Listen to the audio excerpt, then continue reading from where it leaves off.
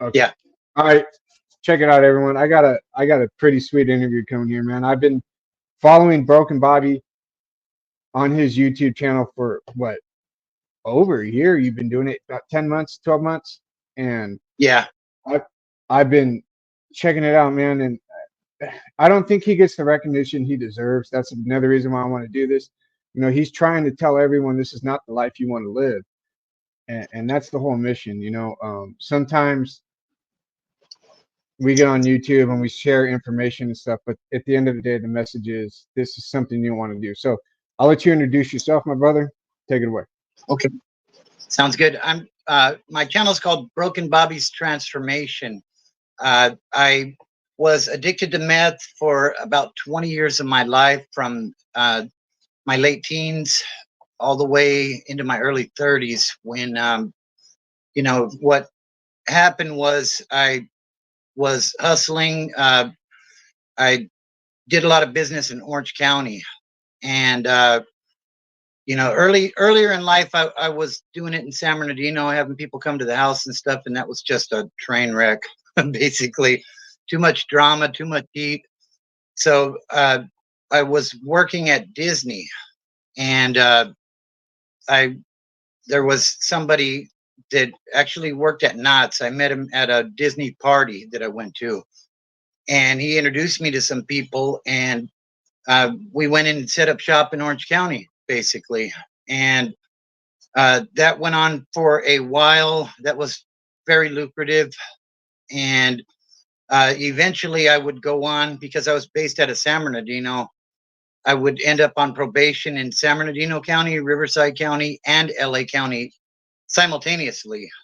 Oh, And wow. eventually, what happened was I was in LA County again, and public defender was telling me we could probably get you a county lid on this, as you know, for the probation violation, but that just meant Riverside and San Bernardino were going to do that as well. So I told him, how about we just, you know, give me a prison deal.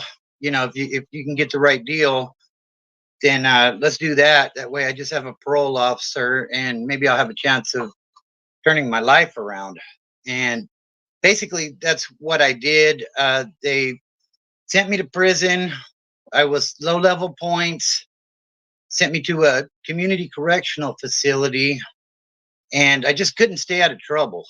You know, everywhere I went, like So, at that Bobby, time. Go I ahead. don't mean to cut you off, man. We'll get to that, but I want to talk about Okay. what it was like growing up in the IE, what it was your childhood was like.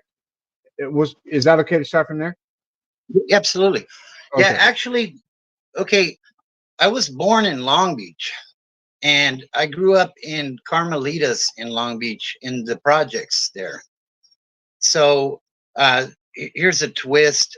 I was actually running around with Crips early in life. Like we moved out of there. I was like 11, but I did a video on this about how my life could have been, because, you know, like I said, it was almost all Crips in there, and I was running around with those guys. So, but I was just, you know, I was 10, 11 years old. So I think had we not moved and found a new venue, you know, that could have been You could have been a the way white I Crip. ended up being. Yeah, you know, and looking back now, I'm very thankful that we did move out, because I know those guys have it real tough in the Department of Hmm. Corrections. So, I know a few of them, in man. yeah, in the early '80s, we moved to San Bernardino, and I started hanging around Southsiders, basically. So, like, I kind of did the full gauntlet. The first time I was arrested, I was keeping company with skinheads. So, as you can see, like, this could have went any number of ways. Hmm. And you know, when I got busted in LA County uh, the first time, which was around 2000, I remember coming into the Sally Port, and the Southsiders saying, "Hey, who do you run with? Are you a homie?" And I said, "No, I'm white." I had to like figure that out, like kind of on the fly, because I hadn't really been in trouble prior to that. Like I was busted in the early '90s, but like I was good for a good stretch there, and that was, you know, the decision I made. Even though I didn't really know a lot of white people on the streets, you know, most of the people I knew were from the West Side in San Bernardino, but that was the choice that I made, was to run with the whites, you know. Hmm. What and w- so you made the decision on the spot. You could have taken the numbers right with the Southsiders. What was it that Uh-huh. made you run with the whites? I think that honestly, I knew some white Southsiders, and it seemed like they had to. I don't know if they had to or they chose to, but they chose to go extra hard to be accepted. It seemed like, Hmm. and uh, you know, I'm not saying I was looking for the easy route, because running white definitely wasn't in LA County. Either You know was. what I mean? Either way wasn't. Yeah. Yeah, I mean, LA County Jail is. I mean, it prepared me for prison very well. I will say that much. But yeah, like there's not a lot of white guys in LA County, at least the That places where I was.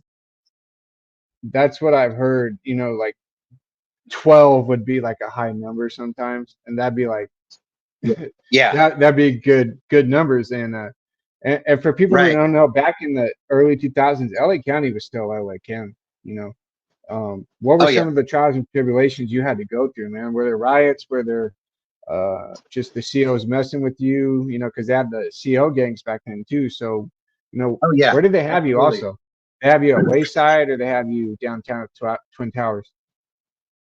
First time through, they kept me in Men's Central. They sent me to 9500, which at that time was a Oh, trustee dorm.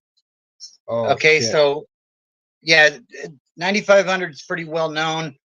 Uh, it's a big dorm setting with a there's a window in there where there's a deputy, and like a lot of people in there. Very That place was super active, but what they were doing was there was a lot of parole violators in there. So I got dialed in with some woods that knew what time it was, and they pretty much gave me a quick education on, you know, the do's and the don'ts, and you know how What we're were some supposed of to act. the? What's expected.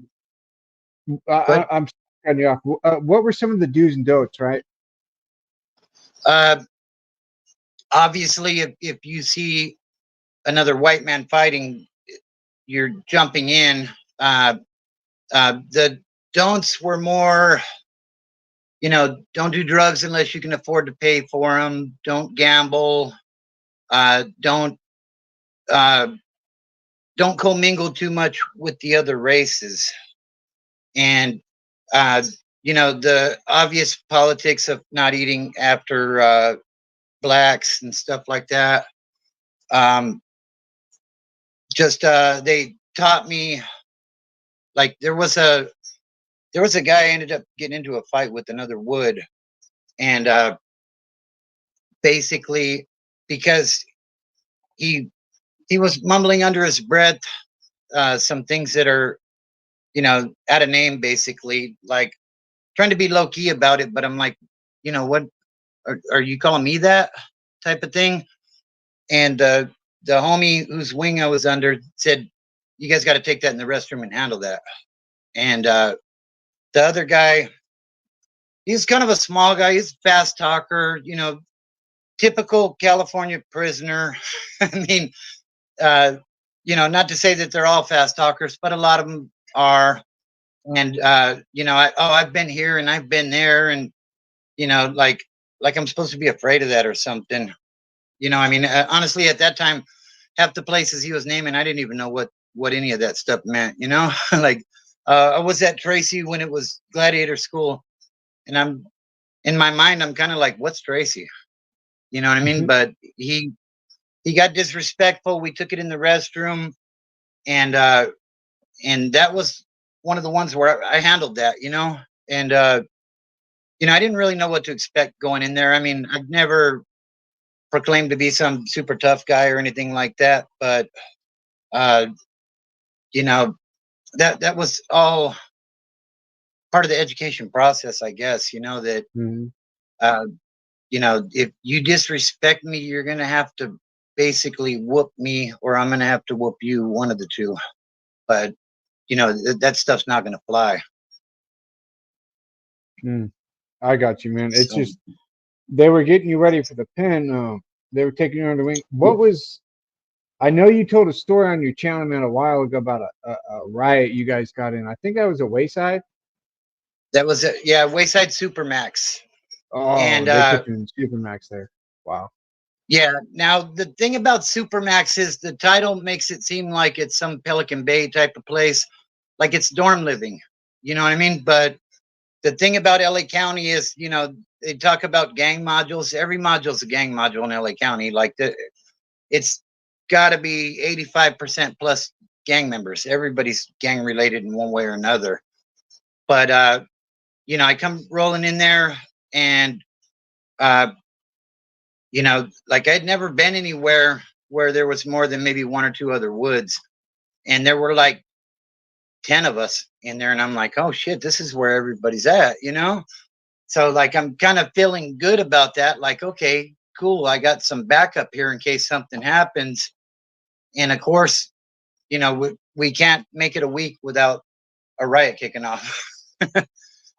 But Really? there, Damn. there were a couple of guys in there that were really with the business. One of the guys, uh, he claimed he was a Nazi lowrider, and at that point, I really was still kind of getting educated on who these groups were and stuff. But the guy that claimed that he was that, he talked a really good game, and to be honest, I kind of thought he was full of it. But he was the rep in the dorm, and uh, basically they have a shower line where if you want to get in the shower, you go to the guy in the shower. Hey, is anybody behind you? And so on and so on. You until you figure out where you're at in line. And dude jumped the line on our rep. He was a Paisa. He was the Paisa rep. And shout out to the Paisas. Some good dudes there. But Hmm. he didn't take lightly to that, and he went and told him, "Hey, get out of the shower. It's my turn." Dude didn't want to get out of the shower, so he fired on him. And uh, after that situation happened, for several days after that, the Pisces kept saying, "Hey, it's not a dead issue." So we had some people getting ready to go out to court, and we had a little meeting at the bottom of the stairs and said, "We're going to kick it off." And that's exactly what we did. And that dude that was running his mouth that I thought was full of it, he led the charge. So, uh, you know, I, you learn these lessons along the way. That sometimes you think somebody isn't with it. Like it's hard to judge a book by its cover, because a lot of times the quietest guy is the one that'll stab you in the neck. And Hmm. I had always thought, the people that talk the loudest are, like there's some sort of insecurity issue there or something. They're trying to build fear amongst people. But now he was with it. Like I said, he led the charge, and he ended up finding me in Min Central several weeks later, where they had moved me to. And he was out walking free, so obviously he had some juice. And he told the other woods that were on the tier with me, if I needed anything, uh, for them to make sure they took care of me. And like they were all like right in line with, okay, we got it. So I was like, okay, well, I guess this guy was somebody, you know. But yeah, Hmm. that's kind of that one. In that riot, we were like, I think there was 9 or 10 of us, and by my count, there was about 40 of them. So Did it, the it was South Side jump with the Pisces? Some of them did. They didn't all jump initially. Our rep had got with the Southsider rep, and the Southsider rep said, "I'm going to tell everybody to stand down, but I can't guarantee they all will." And one of them caught me right in the back of the head as we were charging in and dropped me. But I was able to get back to my feet and do my thing. Basically, like, it's chaos in those dorm riots. Like, there's no room. You're tripping over stuff, and like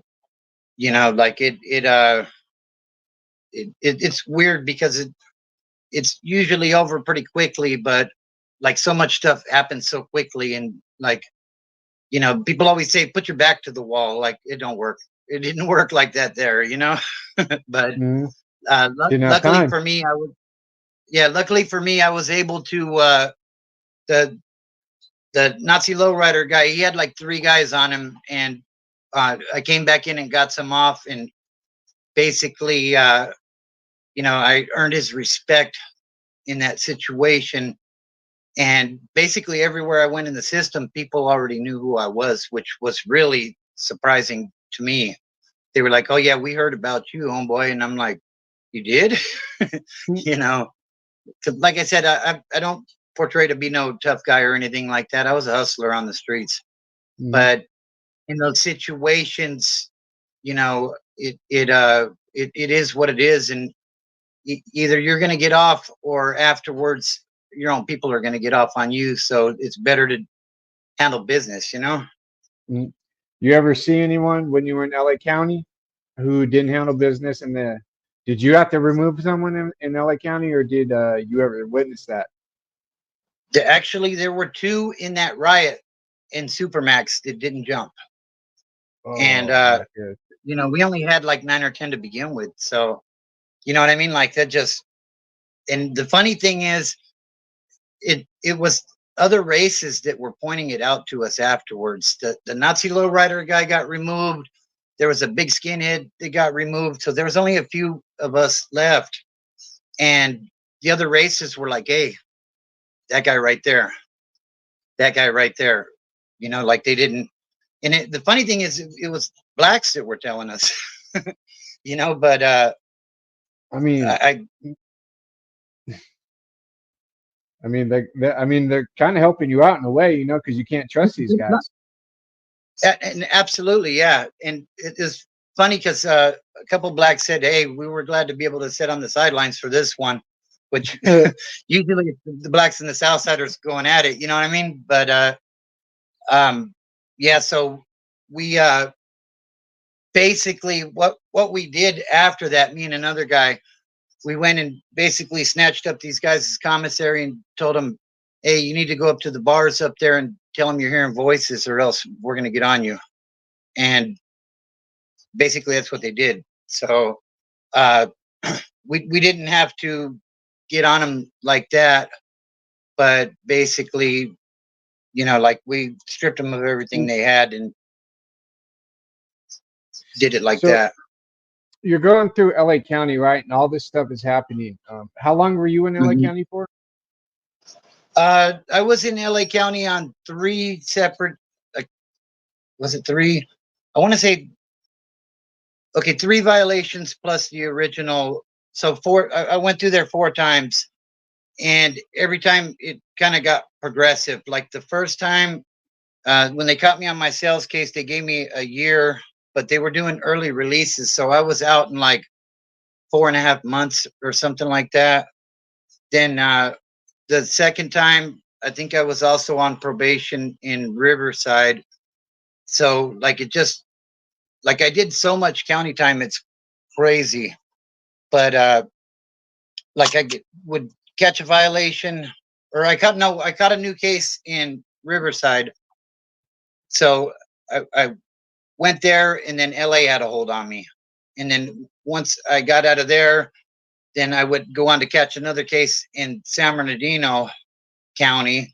And like, it just went on and on. Snowball. But between, Mm-hmm. I would say between like 98, 99 and 04, I barely seen the streets. Like, there was a time where I got out, and like I was out like 72 hours and caught a new case, and then it was like 9 months. 9 months.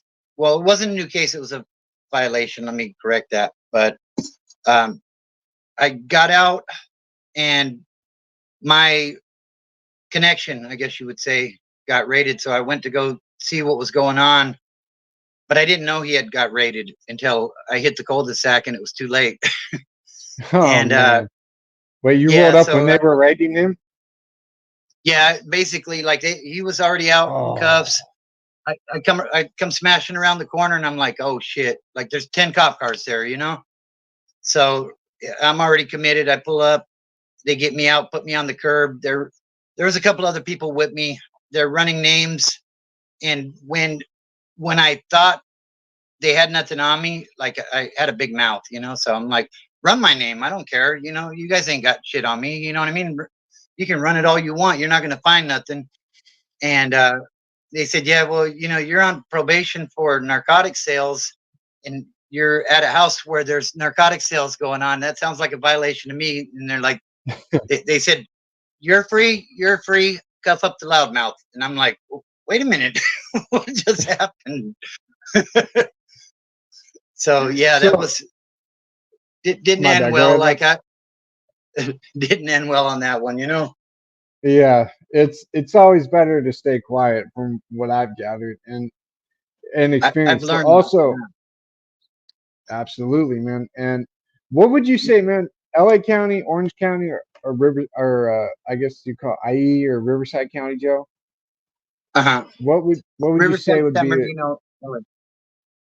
okay? What would you say would be like the most active or the one that you just want to avoid at all costs? LA County by far. Not even close. Riverside, I was in I was in Southwest. That place can get active, but the thing about the IE jails is there's a lot more white guys out there. LA, like you're a man on your own out there pretty much. And to be honest with you, half the time in LA, even when there are woods around, they're They're undesirable. yeah, they're I mean, I was an addict, but I understood. I learned how to do time. You know what I mean? And some of these guys are like they're just trying to hurry up and go home, and they don't care about what the deal is in there, and they're not going to back your play type of thing. And there was another instance in LA County where there was a guy, a wood that rolled in. There was only two of us on the whole tier, me and the guy next door, Oh and wow. this third guy rolled in like 4 or 5 cells down, and he had some tobacco, and he kind of put it out there that he had tobacco for sale. So I'm like, well, what do you got? Let me check it out. And in jail, usually like you get like just a little sprinkle, and that's well, it's a couple bucks at that time. He had tailor-made cigarettes, Camels, that he Oh was wow. selling for, I think it was like $3 or something. And Three so he shot one bucks. down, and That's a deal. yeah, and I yeah, and I seen it, and I'm like, holy shit, like this guy don't know what he has, you know? So I shoot down whatever I need to pay for it, and I said, hey, how many more do you have? You know what I mean? Like I'm trying to just Yeah. get it all at this point. And so I ended up getting a couple more. Well, the next day, a couple of Southsiders come on the tier. This was like a blood module that we were in, so you didn't see a whole bunch of Southsiders down there. And so they come down, and they go up to the bars, and they basically punk this dude. Like he gives up all the commissary he had made, and I told this story as well, where like he's behind the bars, and he got punked from behind bars. And I understand, like if you've never been locked up, jail can be an intimidating place, but like you gave it up, and like they couldn't even touch you if they wanted to. And so me and the guy next door, we're like, yeah, soon as the bars crack, we're getting on this dude, because like we just, there's not a lot of us, so we can't. The ones that are here, we have to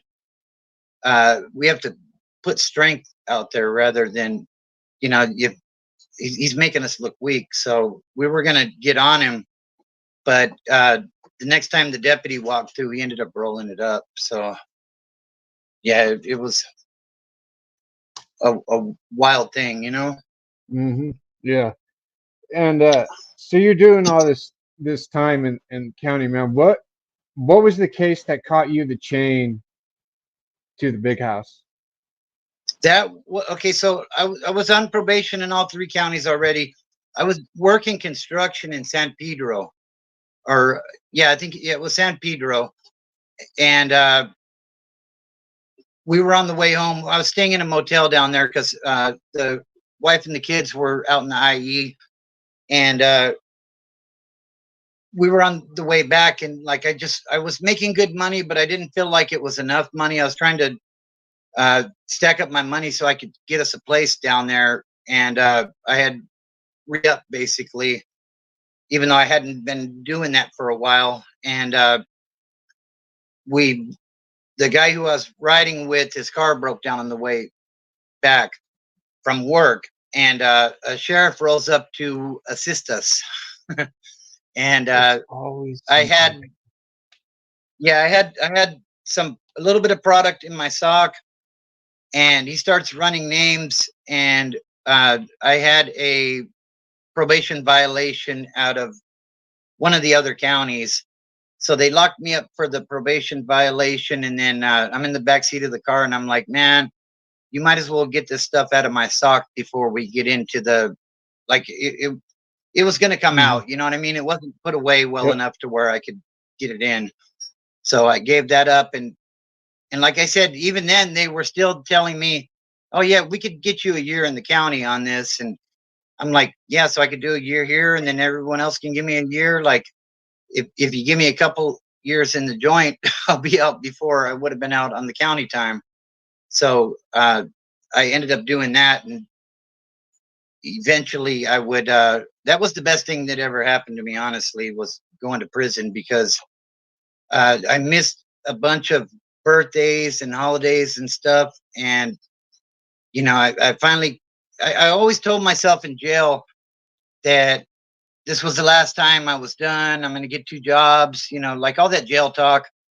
And I would hit the streets and, yeah, screw all that. Like, let me get a sack and let's get it cracking again, type of thing.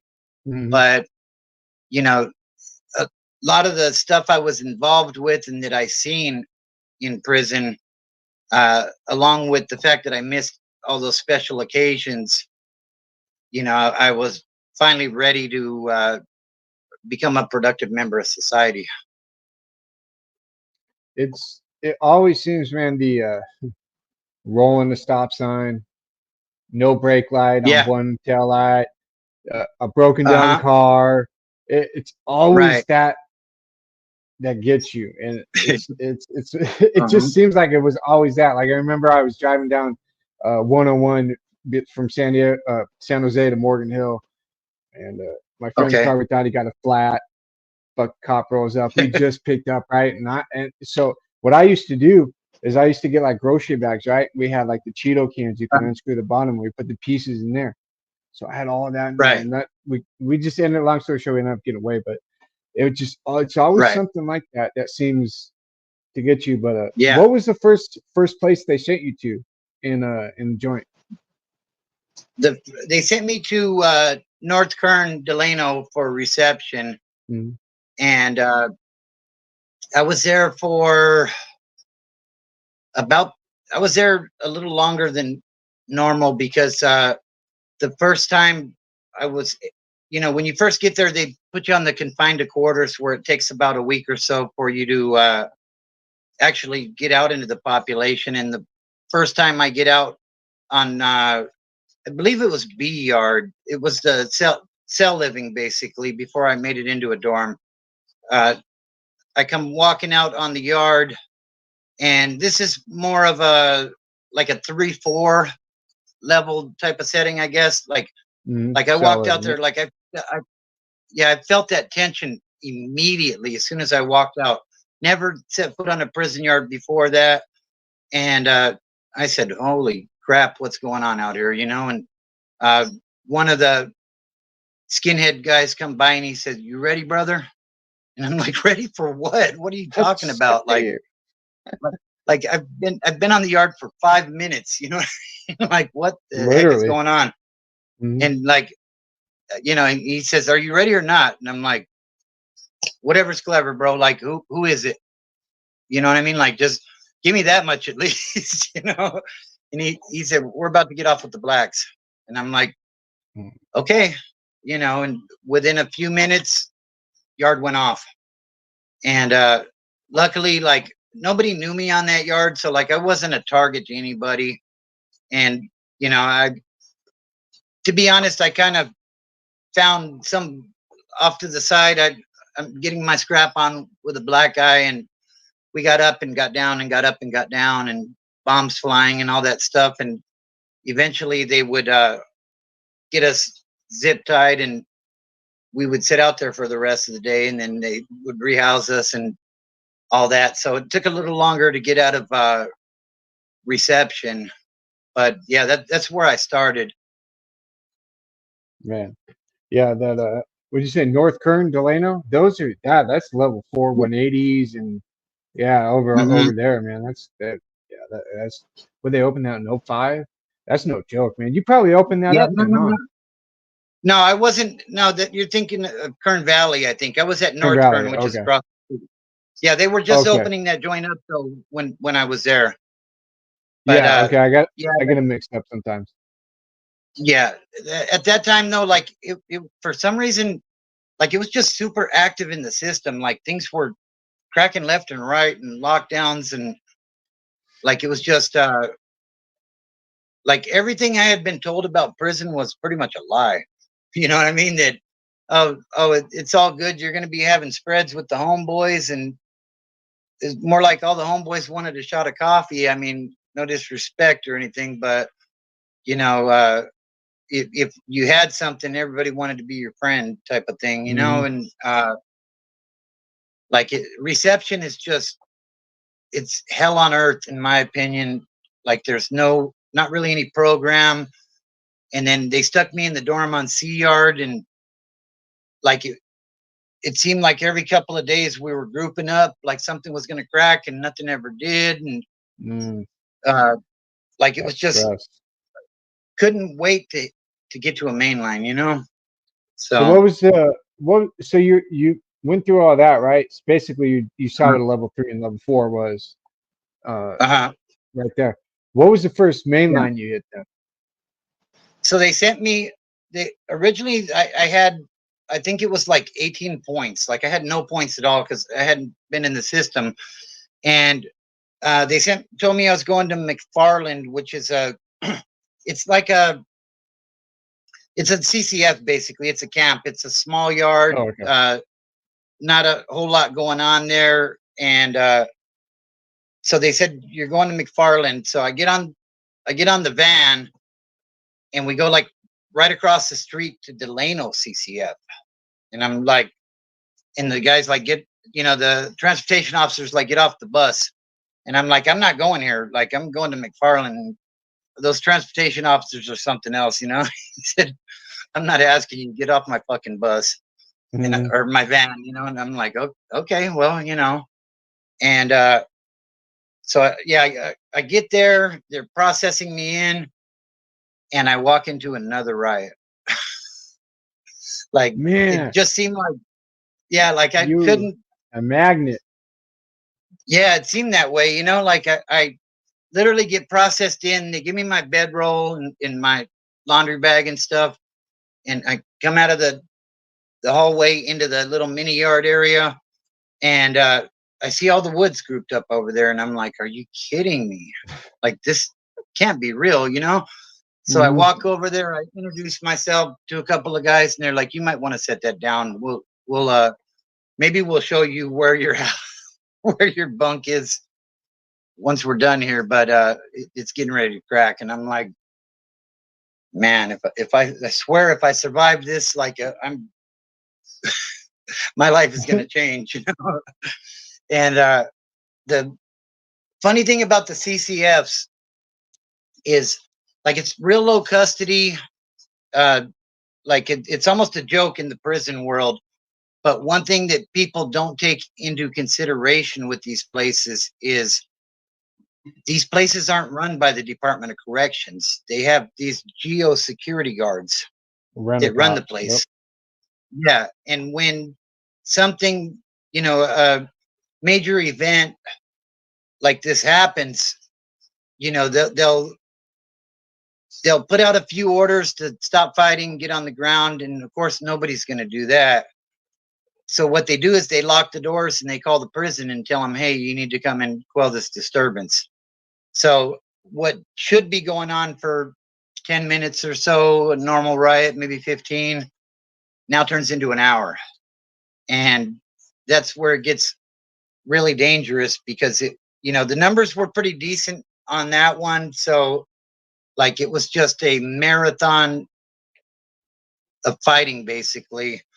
And there weren't any weapons or anything involved, or at least none that I was aware of. But, you know, a lot of people were leaking. And honestly, when they cracked those doors and they started throwing bombs in, I was so relieved. Like this, it's finally over, you know, like thank God. Hmm. Because, you know, had it been, we've been outnumbered 3 or 4 to 1 or vice versa. Like It people would could have. have not made it out of there, you know? And yeah, so I never even got housed at this place.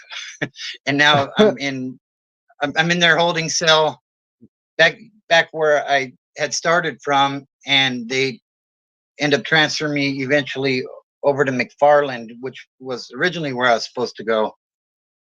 And I was there for a little while, for a few months, and that place was interesting. I was actually reunited with my buddy from LA County that was next door, Blue from San Fernando, and he had the keys to the yard, and he's like, "I'm gonna leave them to you," and I'm like, "No, you're not.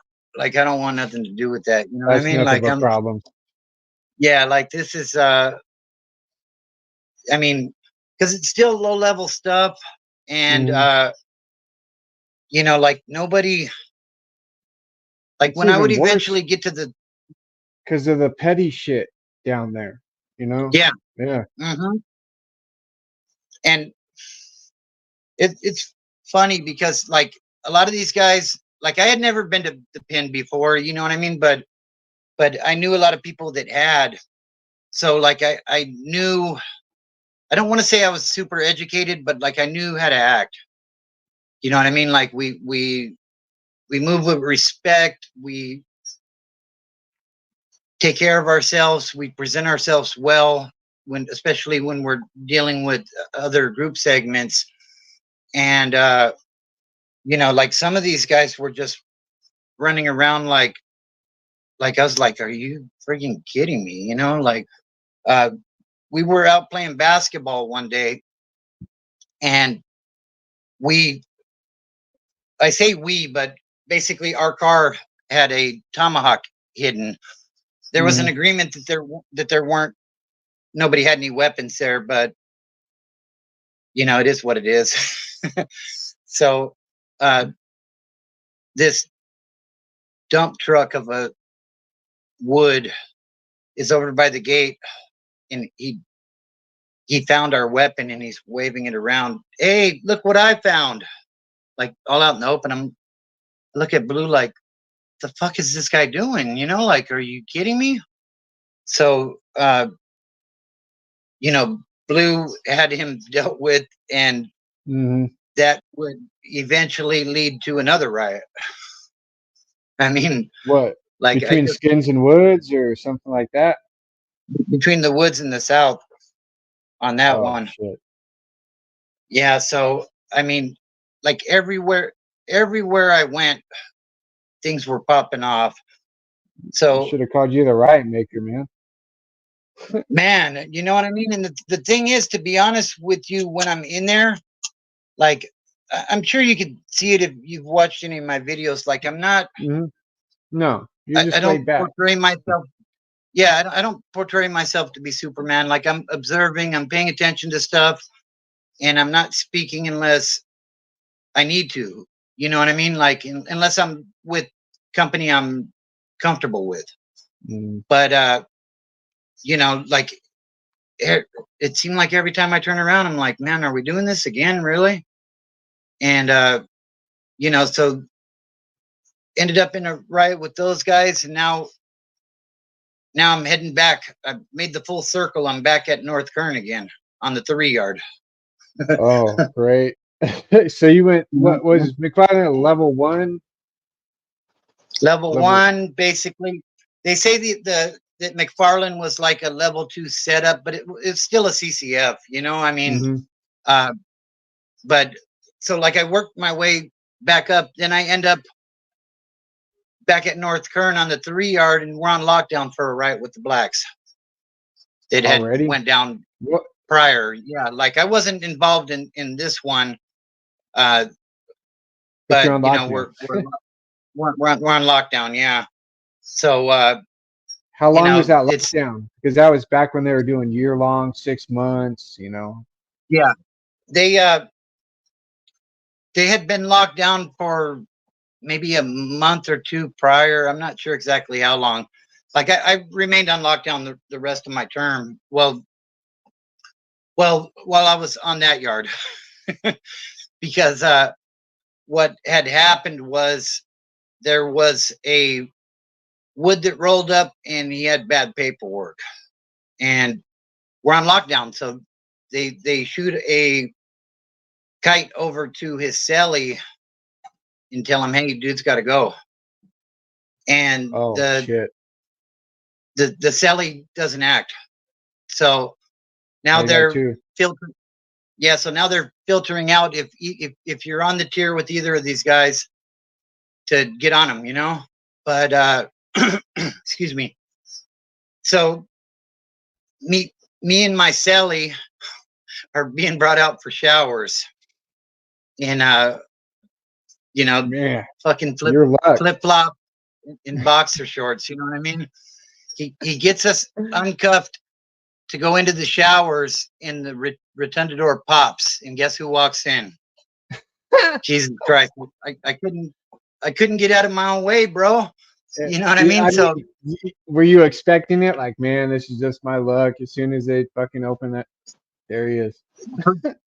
I heard that door pop. I'm like, Jesus Christ! Like, because either it could be him or it could be a black inmate who we're at war with at the time. So either way, that door popping's not a good sound. You know what I mean? Yeah. Unless maybe it was a Southside or a Paisa, but no, it was him. And we both go do our best to get on this guy. Like I said, we're in shower shoes. We kicked him off. We rush over there and jump on this guy. It's just hands and feet. You know what I mean? Like we weren't. I mean, thank God we weren't prepared for that, because I probably wouldn't have got out. You know what I mean? Yeah. But Yeah. so we do our thing. We get sprayed and all that good stuff. Like for this is like the 10th time I've been sprayed since I've been locked up already. Like I'm getting used to it. It's almost like a protein supplement at this point. Or And or a cup of and they end coffee, up, yeah, like waking you up. so Yep. I end up in AdSeg, and they basically they gave me a shoe term, but I paroled. There was no outside charges, so they didn't add on to the sentence. That's I good, man. paroled. Yeah, I would have gone to the shoe if I had enough time.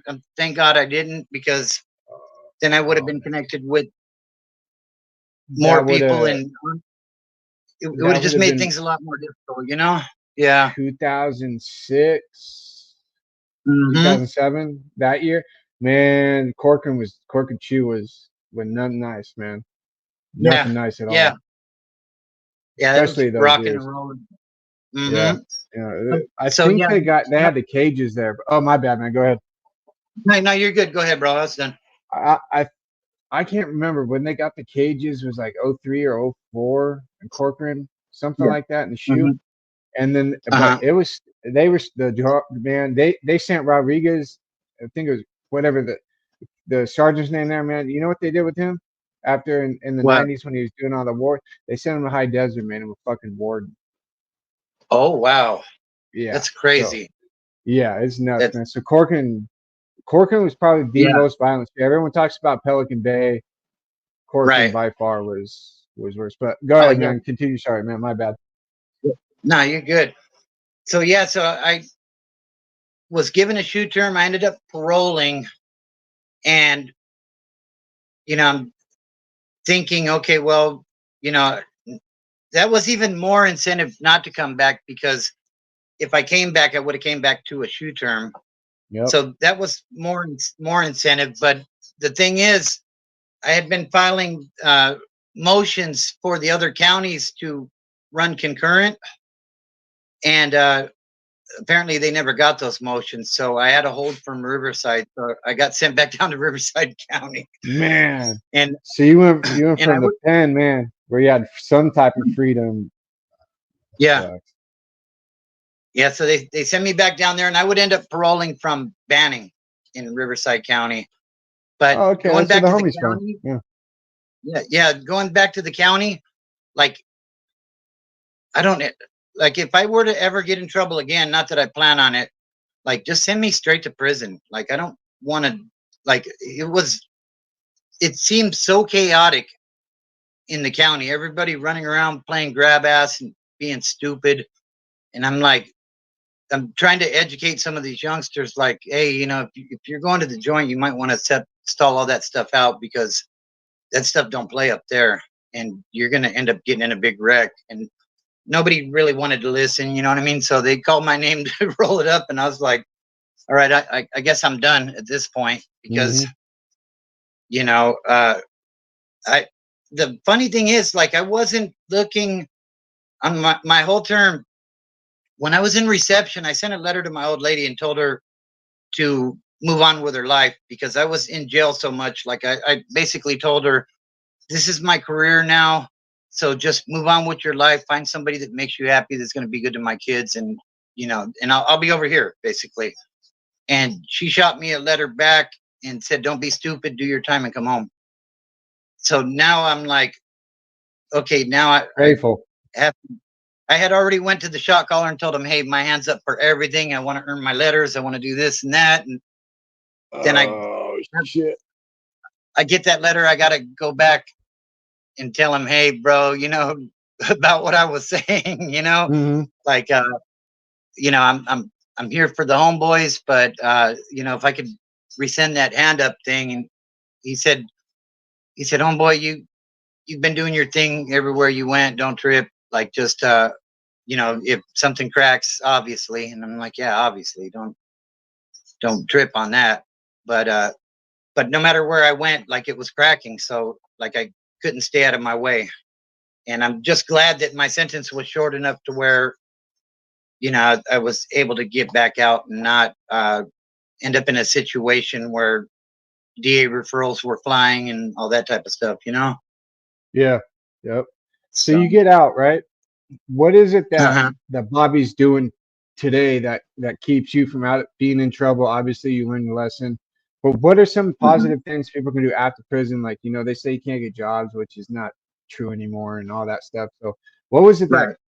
got you, where you are today? I took, when we're in jail, we tend to, we program, right? Like, your day is kind of scheduled out before it starts, and it keeps you busy, and it's a good way to do time. The time goes by faster when you have a good program. So when I got out, I kind of applied that to life outside. Like, I need to work. I need to spend this time doing this and that and the other. And like, I just kept myself really busy. I went to my parole officer and I told him, hey, I need to go into a program, because I'm a drug addict.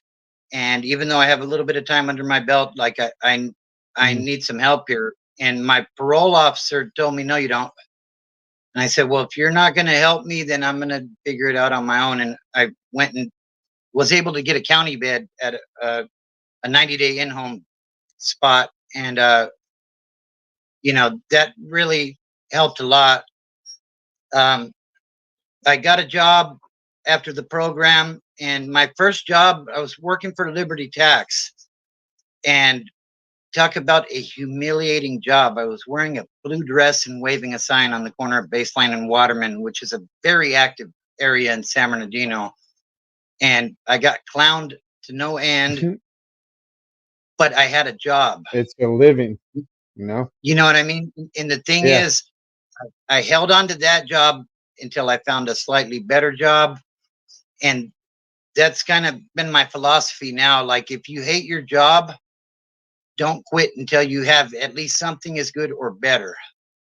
Because it looks a lot better when you go for an interview and you say, hey, I'm working over here, but I can start for you next week, than, oh, I haven't worked in 6 months, but I've been collecting unemployment type of thing, So, Absolutely.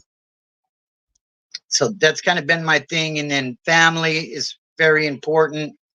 Like, I hit the gym a lot to, nothing like the workouts I was doing when I was locked up, but, 1,000 uh, burpees you and know, yeah. the fitness thing is great. Like, it feels good. And, anybody that is using or anything like that, like, I don't allow them people into my life. And I had to cut a lot of people off when I first got out, because if, I continue to hang out with people like that, then I'm going to do the things that they do. So that was kind of the formula for what I did to stay out. And I've been out for about 18 years now. So gave Nice, him my man. number back and everything. And Good. and I've been sober. I'm coming up on 20 years on August the 9th. Oh, I got So 3 years, August 22nd. So we're pretty close, nice. man. Yeah. Yeah, Yeah. congrats, bro. That's awesome. Same to you, man. It's Mhm. hey, Thank you. man, for a lot of people who never have been to those county detox, that Uh-huh. the one I went to had barbed wire. It was right next to the jail. And, shit, we were Uh-huh. fighting in the showers. It was the same thing. It was the same fucking thing. Right. People, so they're like, oh, you would, Yeah. they, they don't, I just, they when they go, oh, you went to county detox and all this, it's like I Right. guess you never been to an active county detox or something. It's Right. nothing Right. nice. So 90 days in one of those places, man, that'll make you Yeah. think about shit. Oh yeah. No doubt about it, No doubt Yeah. about it. But yeah, man. Hmm. So that's good. I'm glad to hear, man, that you got all that clean time and you've been out a long time. So Thank doesn't you. look like you'll be going back. Give them the number, and that's what it's all about. That's what I want to do is show people there's another way. If you're addicted to drugs, Absolutely. there is help. There's help. Absolutely. And Hmm. even if you don't have insurance, it may suck Hmm. going to one of those county places, but it's gonna make you think Right. about your life. It's gonna make you Yeah. think about some things. And Absolutely. but yeah, brother, And I just go ahead. the thing is, if you have to be receptive to it, though, like, before I went to prison, they sent me to a program and I walked out of it because I wasn't ready yet. Like, the Hmm. thing is, uh, they talk about rock bottoms and all that stuff. I talk about being ready. If if you're ready to do something different, then you're going to be open to what they have to say. If you're just doing it because you need a court card signed, then hey, It's not gonna work. do what you do. You know what I mean? Like, nobody can force you to do anything that you don't want to do.